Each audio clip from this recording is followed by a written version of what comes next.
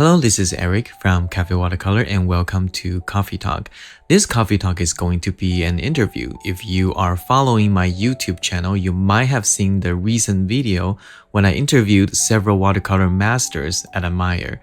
I mainly asked them about their view on personal style. Because of this rare opportunity, I thought to do a full interview with every master, ask them different questions so everyone can get to know them a little bit better. Of course, it takes a lot of time to edit, put captions, and translate these interviews between English and Mandarin, so it takes a long time to upload them, so I just want to thank you for your patience. The first watercolor master in this interview series is Jian Zhongwei.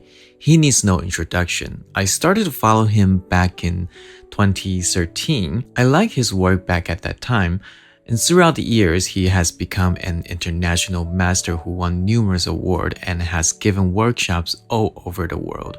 So it is a great honor to have a conversation with this master. So without further ado, grab a coffee and enjoy this conversation with Master Jian Zhongwei. 可以，谢谢你，谢谢你愿意访问一下。对，其实一开始我的想法是。本来是想说，就是问几个，就是我自己比较尊敬的、比较崇拜水彩画家，在讲个人风格的问题。约瑟夫在 Facebook 上也是我朋友，我之前去上过他的课，所以我加了朋友。然后他其实常常有事没事就会写说，哦，又是某某某又画的跟我一模一样，受不了这样子。因为他已经创造出了一个独特的一个风格，标志的非常的明显。是一个非常明显的一个对光影形状以及它的一些细节的那种笔触那是可以，我认为是非常非常的就成熟的一个。所以当一个风格越发的成熟的时候呢，其实就是越容易去吸引人去模仿它是这样子的。所以那是一个你可以说怎么讲呢？就是很容易会去。像我也会受到他的一个吸引，只是说因为可能在我的那个学画的过程当中，或者是说在学习过程，或者在自己的绘画的过程当中呢，我从来就没有想要去拷贝成另外一个人的风格。这个想法是其实我早在大学的时候，我的水彩老师也是一开始一定会模仿你的那个老师，我就想要跟他不一样。不过那时候因为很年轻，就要很刻意的想跟他不一样那跟我后来30-40岁以后开始做自己的创作或者做自己的教学的时候，已经跟年轻时候的心态已经不一样，而是一种不断的想要壮大自己，想要画得好而已，就那么简单。所以我才会讲出那句话嘛，就是只画品味不画风格，就是我只是想把它画得好而已，就这么简单的，也很简单的一个道理。因为我这么看，为什么很多画家找不到自己的风格，或者是做不出一个自己的样貌吧？是因为我怎么说呢？没有把自己逼到绝境，并没有把自己逼到悬崖边。你要对自己要非常的严苛。我喜欢画这一点就够了，但是呢，我会去学，但是我那种学的方式就是说。完全是开放的，我只要看到我喜欢的就像我讲过一句话，就是只要有你喜欢的东西，一定有你自己缺少的东西在里面。不要害怕说受到某些人的影响。这1-2年作品受到我老婆的影响受到 Jasmine 的影响，她的那种水痕的那种感觉，我觉得那个是我画面里面以前比较少碰触的东西。所以因为我没有去做过，或者是说我比较少去接触，或者是比较少表现那种东西。当我看到一个用这种方式表现得很不错的画家的时候就算他是我老婆，我也照样的学习的我就不管他。所以当然约瑟夫也对我来讲是影响很深的但是他对我的影响很深的，并不只是说那种表现风格，或者是那种技法啦之类的不是他给我的影响很深刻的是说那个速度我曾经反省过那个速度问题还有一个是一种健全的一个心态，比如说他对学生的态度，这点也是对我当时来讲是影响很深的。我常常讲，我讲过故事嘛，对，我在我的 FB 有讲过我跟他相处的那个故事嘛，就是那个经验，我印象很深刻的就是我一开始得失心太大，就是我想要让这些世界名家好好的秀一下，看一下简中伟的画但是你一开始你得失心太重的时候第一张就失败，所以我第一张是非常非常失败。那张我没有贴出来给大家看，只有在我的画室给学生看过然后后来第二张的时候，我就豁然开朗。我觉得第二张豁然开朗的话，是因为岳师傅在我旁边画了一张画，他就在我旁边，他已经画完一张了啦，反正画完一张之后，他就到我旁边去，跟我画了同样的题材，然后就是那一张启发了我。我觉得他有点就是说，他就是好吧你要画这题材 ，OK， 我修一张给你看好，你看我怎么做。他都把我当那个是同业同辈的画家。但是因为他年纪也比我长，而且他的那个不管在他的成熟度也好，知名度也好，都是，所以当时对我来讲，8年前对我来讲，那是一个他就是已经是超级巨星了。我只是一个小小的即将快要冒出头的一个小小的一个画家。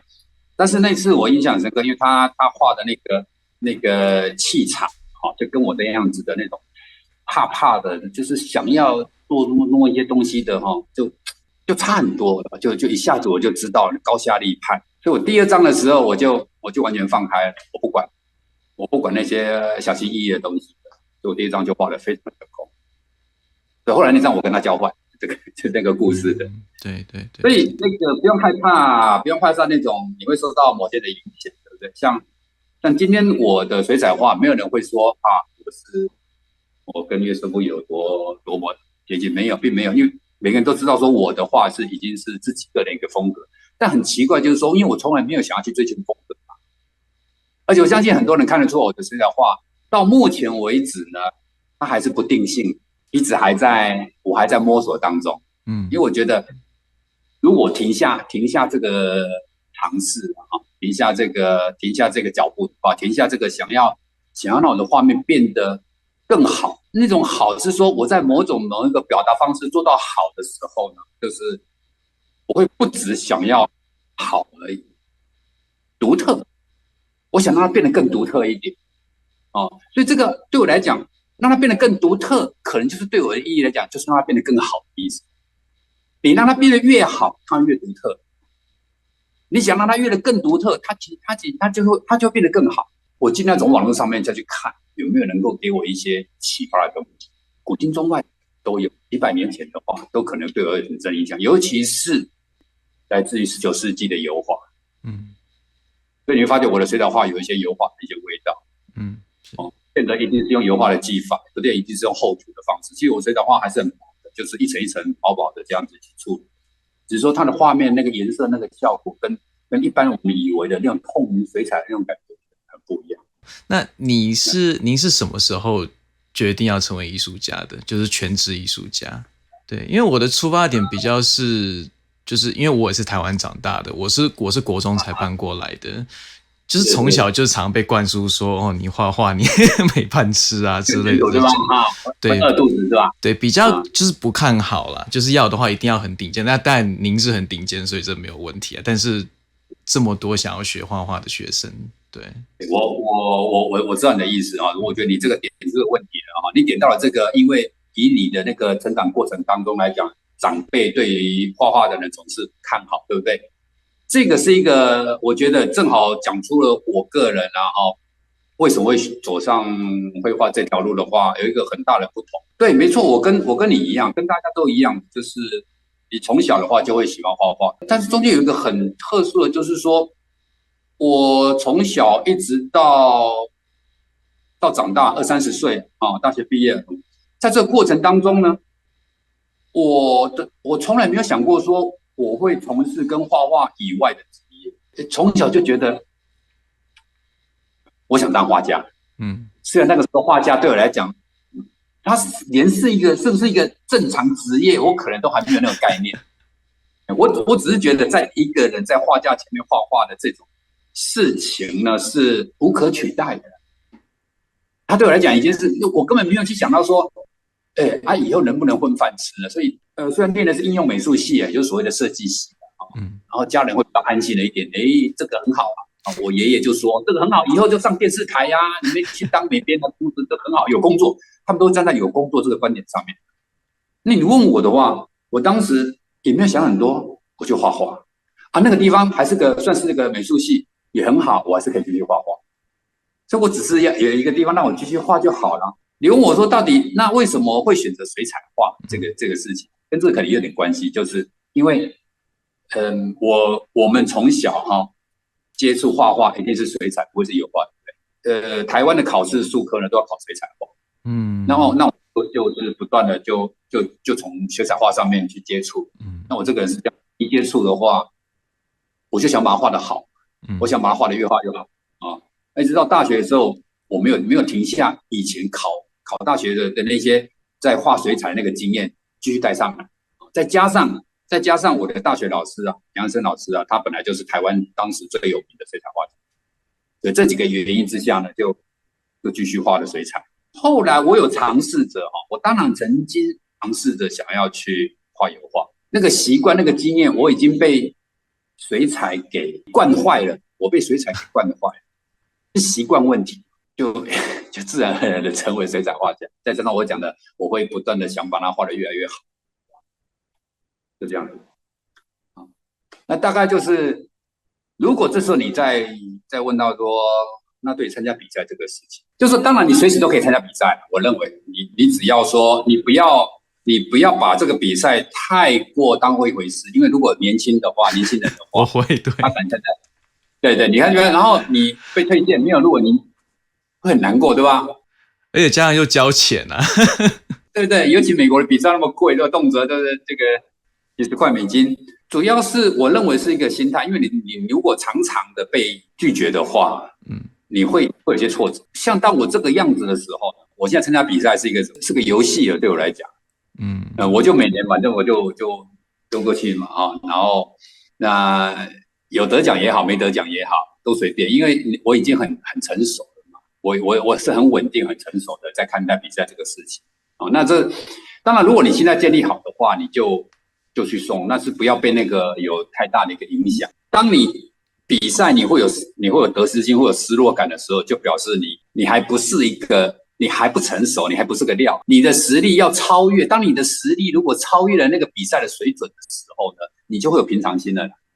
有没有平常心？就是说，如果你比赛你被拒绝，你还会难过，你就回来问自己就好，表示你实力还不到，是吧？所以什么时候都可以参加比赛只要说你心态是健康就可以。你重点你把画画好嘛？我说你一张画如果是杰作的话，对不对？你就算你送了10个比赛都被推荐了，它还是杰作，它影响不了的。所以我这点我就很健康的，我只管我自己的，因为我内心的标准我内心的评审比起所有的评审的要求都还高了。如果当我自己对我自己的要求那么高的时候，那我管你们评审有没有给我得奖，有没有给我第1名，有没有给我金牌，我觉得那个都不重要，因为我标准可能比你们还高。所以听起来就是对自己的要求就是真的就是要放高一点，就是想要追寻一个独特的风格，你一定要严苛的面对自己。风格不是去找的啦，你要知道风格是你只要努力的做好自己的时候，你慢慢别人会看见你。我就说过了嘛，你会越来越独特。我觉得这种风格的一个养成才是一个健康的一个方向，而且风格不是自己说了算了，是由别人来看。是，所以你不用太担心说我要去把自己做一个 mark 把自己给形塑成一个标志出来，让大家看风格。好了，就算现在给你找到风格了，接下来怎么办？你好不容易找到了，你好不容易终于做到一个人家认可的风格，接下来你的问题就是守成。你就会把自己给紧紧的框住了。这是我好不容易的，我做了多少年做起来的成果就是这个样子。所以我看透了，你知道吗？因为人生很短暂，我能够把我自己推到最高的强度的年限。我很悲观的，我觉得最多10年，所以我会变得越来越没有耐心，我非常没有耐心的。所以遇到除了创作的事情，随便啦，甚至是健康的问题，我都是被我老婆抓去医院的我要是没有她来关心我的健康的话，我甚至我都可以付出健康的代价，反正我认了，反正就是在死之前能够做多少就做多少。感觉你的命就是给画画了这样子，就是给艺术了。对，大家会觉得说，哎呀，这样子简老师你这样子太崇高了，你对艺术这么崇高的，倒不是呢，我没有那么崇高，我没有有那么大的使命感，不是的。如果说到底的话，我想把握好不容易的这个生命，我只是想要画得更独特杰出一点，就像一直这种的心情，就是小时候的心情一模一样，没有改变。我有个预感就是我应该会在悔恨当中离开这个人世。悔恨当中，就是可能就是你已经病恹恹的在床上了，然后你这一路上想过来，就还是没有把画画的很好。你要求太高了啦。就是我还有，就是我的企图心，我的品味永远比我目前的成果要高。在这个目标之前，那个目标太诱人了。那个目标是我如果把它做成一个很杰出的一张作品之后，会有得到非常大的一个满足感，因为那个目标太诱惑人了，那个诱惑到以至于我可以放弃掉这个其他的事情、烦人的事情。那你还愿意接受访问，真的谢谢你。因为我有很多粉丝是国外的，对吧？不止华人，对吧？很多人。那我也想要，像借由你这个 YouTube 的话，我觉得可以把我一些想法，能够传递给一些对我有兴趣的。当然，主要还是水彩画。本来就是，只要你们有被我的水彩画吸引了就够了。你们会在网络上面滑着，看到简中的画，忽然就停下来。我的画它会吸引我的眼睛，我的画会不断的会吸引我去看。既然它都会吸引我去看的，我就相信别人也会被吸引。我都是用我自己的标准来面对我的作品，所以只要我的画被吸引了，你们被我的画吸引了，那就够了。就是甚至你有谈到就是写生的态度，很多人对写生的态度是一种休闲的、玩乐的但是就是说，只要我那个写生的作品一回到我的工作室的时候，我会想办法让它还是变成一个艺术品，因为我很难接受我现场写生的那1-2个小时的状态，但是我看到问题，我很难不去处理它。所以我这次在 ARC 上面得到一个写生比赛写生类别的第2名那一张就是在罗浮宫外的那一张画，那幅作品那就是我现场在罗浮宫写生的。那个写生的2个早上连续2个早上去画。那接下来我就是巡回嘛，当时是顺便的在欧洲有在巡回上课，在过程当中我都会拿给学生看这是我上周我在罗浮宫巴黎写生的，很多人都喜欢那张画，没有画完他们都想要收藏。一个一个被我挡下了我说不行，因为这个还没有完成，他们都想要直接就买，但是我说没有完成的，所以我把它带回台湾了以后我又花了几天的时间把所有的问题给解决，它就变成一幅杰作。所以我的写生是这个样子，对我而言它还是一个创作，它很像是写生是我的创作的第1阶段，在那边。所以第2阶段的时候，在我工作室的时候会把它给修饰完成。也有很多一些时候，就是我写生是那样子，但是我回来的时候，我并没有打算完成它，我重新再画一张大张的这样的做法，我也有过。所以也对我来讲，你说写生跟创作有什么样的不同的？好像没什么不同对我来说，还是一样的感觉，一样的只是说它就是说，确实我们在写生的时候，我讲过很多的一个这上面的一个经验它会让习惯于室内创作的人会从写生上面会得到一些启发，比如说在速度上面，然后以及对那个现场的那个光影的时候你为了要快速的当机立断去做决定因为你在室内创作的时候，你可以慢慢的思考。所以我觉得你拥有这2种的话，累积的话，你就会，我觉得会更壮大。因为我个人来讲，我就是一个室内创作型的画家，一直到现在为止，我都清楚的知道如果我跟约瑟夫这位大师有一些区隔的话很明显他是写生派的大师。对，我是室内创作型的画家，就算我可以写生，可以画出或者写真作品。就算我知道我可以，但是我的个性上面，我很清楚我的个性，我喜欢让它完美，但是在写真的过程当中呢，我很难写真完之后直接签名，说实在我签不下去，因为它还有很多问题没有解决，所以我就说我的作品是一个会不断把自己给要求走到绝境的人嘛。我无法想象你这张画你已经看到问题，你不去解决它，这也是我无法想象的事情。所以我一定要解决了以后，我才会签上那个 mark， 对吧？表示说那个作品。所以这就是这样子的一个心路历程啊。我们同时也讲到了写真的这个态度观念。因为写生画家如果平常喜欢画写真的人，他有时候他不喜欢室内创作或者是说，因为室内创作它有一个，它是测试你能不能把作品做到完美。室内创作你没有理由，对不对？你也没有理由就是说这是因为什么户外怎么样的，你找不到理由，反正你推出的作品就是要好。所以如果喜欢画写真的人，你也同时能够要求自己在室内创作里面把它做到尽善尽美，对你的写真会有帮助。以后对写真的做一些判断的时候会更快速去做一些判断。那你的平常喜欢在室内窝在室内画的，你也开始让自己去户外去练习的去户外写生的话，会对你的社会创作也有新的启发。我觉得这两个都可以相互并行，不违背。所以我是很健康的面对这两个，但是我很清楚我是一个，我就算户外写生，我会把它当成室内创作的前置作业，来面对。